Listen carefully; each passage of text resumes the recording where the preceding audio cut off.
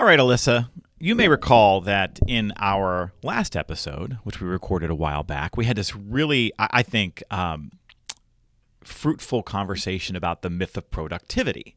Yeah. And we ended up talking through all of these ways in which we try to manage our schedules and manage ourselves and manage our expectations about what we can accomplish in one day.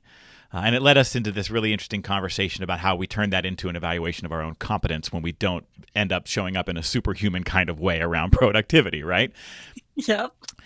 And I ended up having some notes about that conversation that didn't make it into that segment of the podcast that I thought would actually make for an extra little fun add-on because it was an idea that we didn't talk about much in that segment, but I think is worth mentioning. And that is this idea of planning for the unplanned.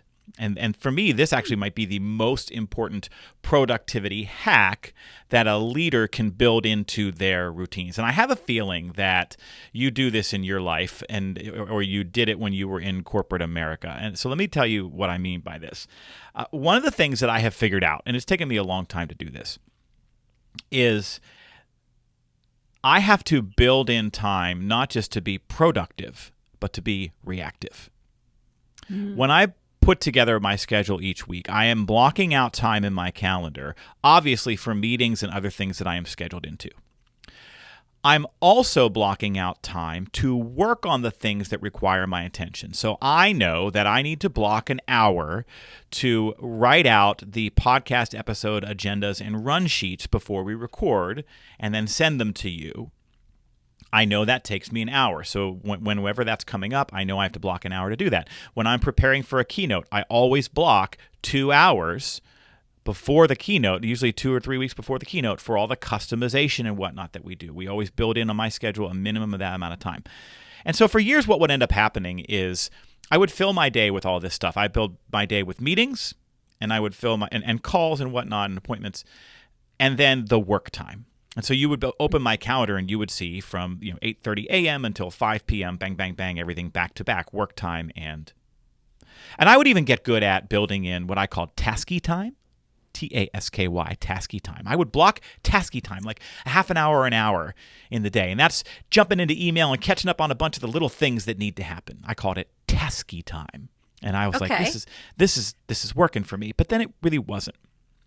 And I realized that what I wasn't allowing for was flex space in my schedule to react to the events of the day and the people around me.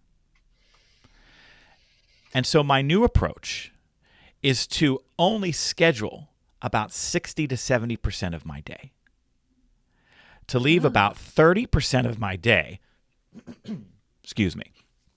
for reaction, responsiveness. And here's where that comes in handy. So if I'm in the middle of this 2-hour window where I'm working on the customization of a keynote for a client, and a member of my team pops into my office because she just got an email and we need to talk through the best way to handle the request or respond to the inquiry, I'm not suddenly going, okay, I just lost 30 minutes of the keynote prep time that I need to find someplace else. That time is built in for flexing. I know I have it there in the day because I've left enough kind of clear space between some things to shift and move on the fly. So this is my advice to leaders.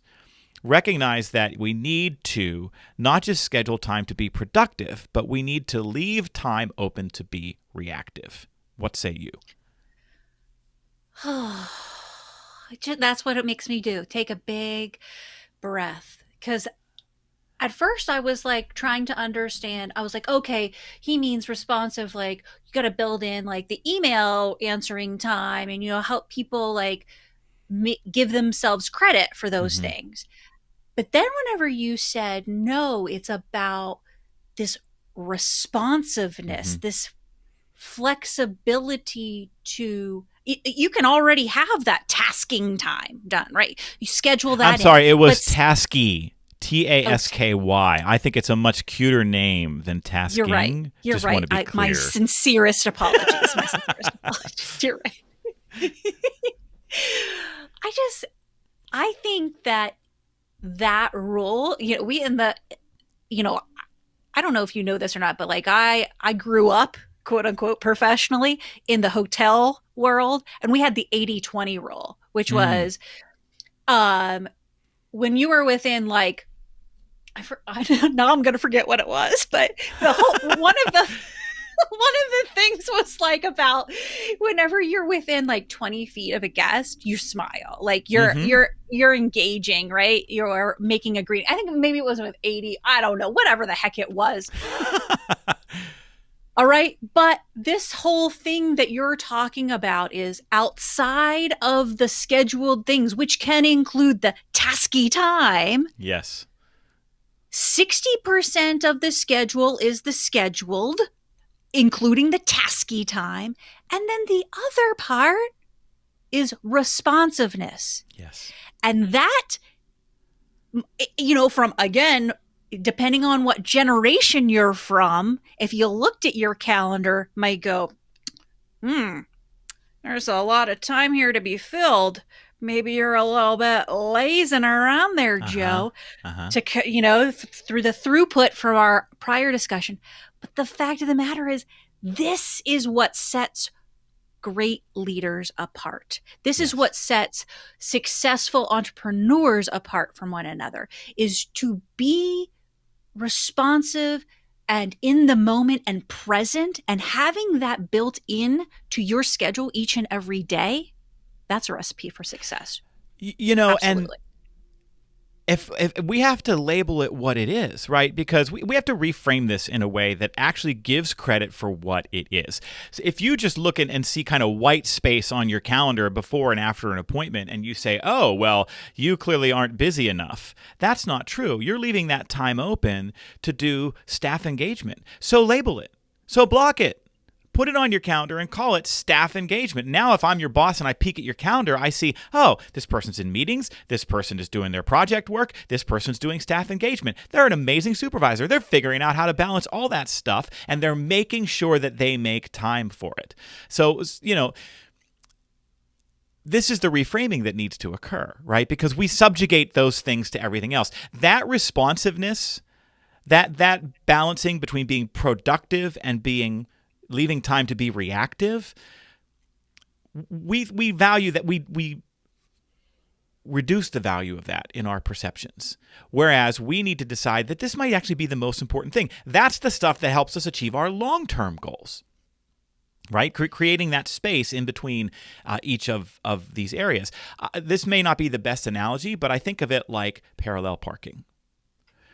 When you parallel park your car, you've got to leave enough space at the front end of the car and the back end of the car so that you can get out later.